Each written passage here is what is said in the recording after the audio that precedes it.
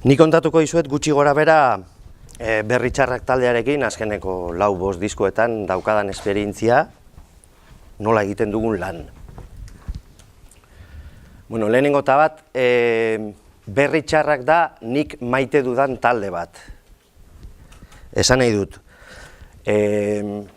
beraiekin eukitako esperientziaren ondoren,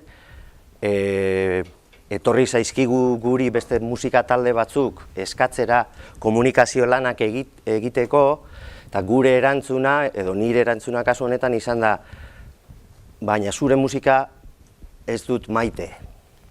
Eta ezin dut komunikazio lan bat egin, maite ez dudan gauza baten inguruan, errespetuz esan nahi dut. Bila ezazue zuen musika eta kontatu eta kantatu nahi duzuena maite duen baten bat. Hori lehenengo eta bat, uste dut oso importantea dela, hau da, guk ez dugu eskaintza masibo bat egiten. Ez dugu eskaintzen, ez da zerbitzu bat, zeinetara edozein musika talde, edozein kulturgileek atea jo eta erantzuna jaso dezaken. Alde batetik ez duelako dirurik ematen, eta hori bizitzeko importantea da ere, baina beste alde batetik nik sinesten ez dudan zerbait ezin dudalako komunikatu. Orduan, niretzat hori oso importantea da. Denporaz lan egiten dugu beti, hau da, taldeak baldin badaki disko bat noiz kaleratuko duen hori baino 5-6 hilabete lehenago lanean hasten gara, eta lanean hastea da hitz egitea. Aurreko diskotik, disko berri horretara, ze aldaketa dagoen, zer kontatu nahi duen taldeak, zeri kantatuko dion taldeak, ze helbururekin kantatuko duen. Oso importantea da guretzat hitz egitea, normalean musika egiten dute eta gero hitzak, orduan oso importantea da guretzat luze hitz egitea,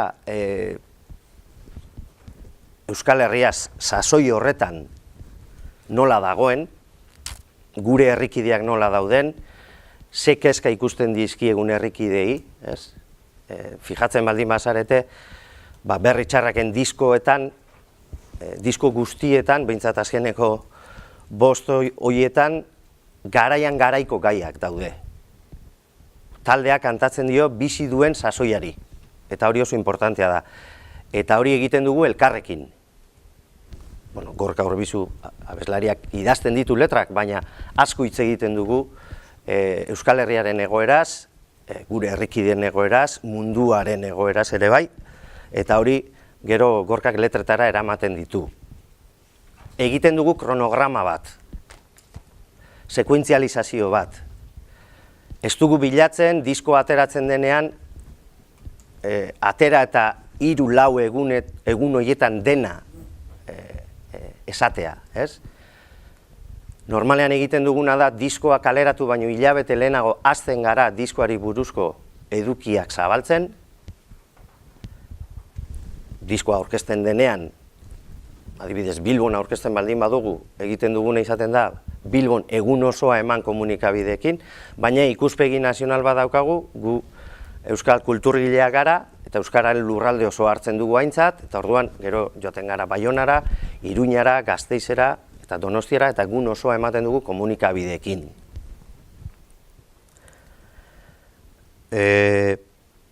Horretarako guretzat oso importantea da, edo behintzat guk hori barneratuta daukagu, kazetariak eta komunikabideak ez dira gure zerbitzurako zerbait.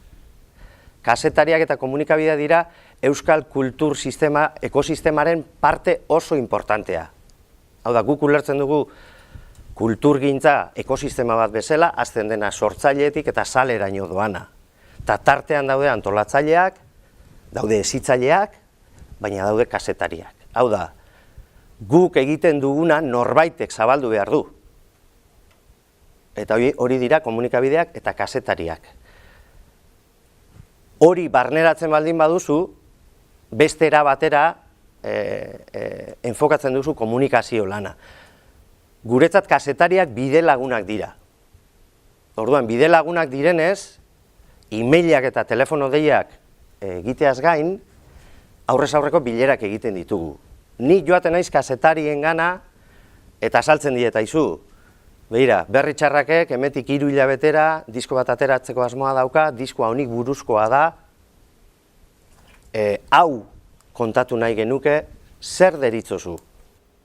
Eta kazetari komunikabideek pentsatu egiten dute, eta hor orduan gertatzen dena da, elkarrizketa bat, askotan negoziazio ere bihurtzen dena, baina hartu eman bat da ez hornitzaile bezero, baizik eta bide lagunen artean. Claro, gure kasua oso berezia da, ze euskal kulturgileok, euskaraz aritzen garen sortzaileok ikustezinak gara Euskal Herrian. Esan nahi dut, euskaldunok ez dugu ezaguten gure kultura. Ez da Berri Txarraken kasua, baina guk badakigu beste batzuen kasua hori dela. Bale, orduan, badakigu Berri Txarrakek egiten duena, zabaldu egiten dituela bideak beste batzuk etor daitezen eta har dezaten bide hori.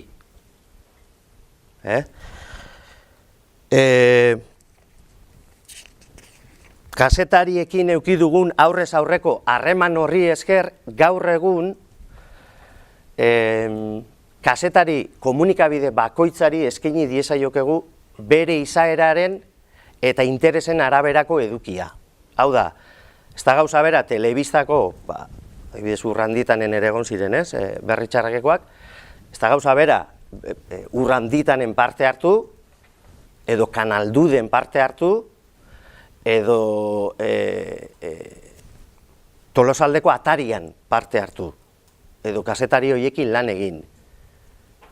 Kazetarien egoera oso diferentea da, gaur egun euskal kazetarien egoera behintzat kulturgintzan dabiltzana, eta beste ere bai. Oso prekarioa da, oso baldintza txarretan egiten dute lan, ordu asko egiten dituzte lanean, diru gutxiren truke, euskarazkoak ari naiz, ze batzuk badaude oso ondo kobratzen dutenak eta oso ondo bizi direnak, baina ez dira gehiengoa. Gehiengoa Euskal Herrian oso egoera prekarioan bizi da. Eta uste dut guri horrek asko lagundu digula komunikazio aldetik, asko apaldu duelako eta humanizatu duelako komunikazioa, eskarelako publizidade utzera mugatu. Beste aldean personak dauzkagu, kazetariak. Diru gutxi, ordu pila bat sartu behar dutenak, eta gure kasuan oso baliabide gutxirekin Euskal Herri osoko kulturgintzaren berri zabaldu behar dutenak. Orduan, zuk erredakzioan 2 kazetari baldin badauzkazu, Euskal Herri osoko kultura adierazpide guztietako edukiak zabaltzeko, ulertu behar duzu persona horrek ezin duela dena egin. Ezin duela dena egin. Orduan, horrek guri behintzat, beste sentiberatasun bat, ulertu egiten dugu, badakigu zein den egoera eta ulertu egiten dugu, ezta? Gure munduan oso ohikoa da, eta gu oso gure zilborrari begiratzeko zaleak gara, sortzaileak, pentsatzen dugu, zergatik ez du nire lana atera komunikabide horrek. Horrek ez dit kasurik egiten, beti egiten dio kasu ez dakin hori. Bueno, badakizu ze egoeratan dagoen, joan zara beraren gana. Gaur egun Euskal Herrian hori uste dut ezinbestekoa dela. Kazetariekin aurrez aurreko lana uste dut ezinbestekoa dela. Gure helburua ez da ekonomikoa, ez da diskoak saltzea, hori ere bai, noski. Bizi nahi duelako taldeak horretatik. Baina helburua beste bada. Helburua da autokontzientzia ariketa bat eginda nor den taldea eta zer den gaur egun euskal kulturgintzan eta hortik aparte, adibidez, talde hori bilakatu da persona askorentzat pentsatzeko modua, asko erlazionatzen dute hitzekin, gu gara komunitate bateko kide, eta nahi duguna da guk munduari eta Euskal Herriari buruzko dugun ikuskera kanten bitartez konpartitu. Hori da nahi duguna. Nahi duguna da guk mundua bizi garen sasoian nola ikusten dugun eta nola bizi dugun Euskal Herria iritzi bat, ikuspuntu bat konpartitu gure herrikideekin eta mundukideekin. Berri Txarrak gaur egun nazioarteko talde bada. Orduan, ez da bakarrik komunikatzen komunikabideen bitartez, komunikatzen da zuzenekoetan. Badakigu guk hezkuntzan, arautuan zein ez arautuan, berri txarraken letrak eta kantak erabiltzen direla. Hori komunikazioa da. Eta horrek eskatzen duena da, izugarrizko ardura eduki behar dugula, esaten dugun horretan. Eta izugarrizko erantzunkizuna eduki behar dugula esaten dugun horretan. Eta asko zaintzen dugu hori. Esan nahi dut. Telebistan, hau, telebistak edukiko ditu 40 urte, Euskal Telebistak, 45. Bueno, gaur egun oraindik ere musika talde batentzako, euskal musika talde batentzako, ETB bateko albistegi batean minutu batez agertzea sekulako garaipena da. Telebista publiko batean, euskarazko telebista publiko batean, euskarazko talde bat. Hori lortzea sekulako garaipena da 45 urteren ostean, ez? Horrek ematen digu pista bat nola bizi duten gaur egun musikagintzan ari direnek hori. Beraien herriko telebista publiko batean minutu batez ateratzea sekulako garaipena da. Eurentzat, ez? Bueno, guk esaten dugu hori oso importantea dela, dudarik gabe.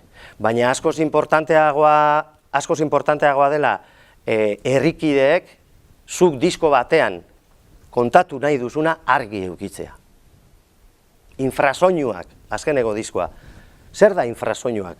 Zeri kantatzen diogu infrasoinuak kantatzen dugunean? Ez da kasualidadea, beken kontzertua 10.000 personen aurrean egitea eta kontzertua amaitzea esanez infrasoinua gara baina entzungo gaituzte. Bale?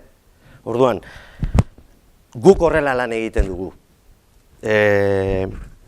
Niretzat oso importantea da urteetan ikasitakoagatik bat, Toria Magoiak eta Xabierrek esan dute, zer kontatu nahi duzun, nori kontatu nahi diozun, hori oso argi edukitzea, baina guretzat salto handia izan da komunikabide eta kazetariarekiko jarrera aldatzea. Hornitzaile bezero hori ahaztu eta bide lagun bezala hartzea kazetariak. Evidentea delako gure lanak beraiek zabaltzen dituztelako eta beraiei esker lortzen dugula herrikideenganako gure sormen lanaren berri ematea.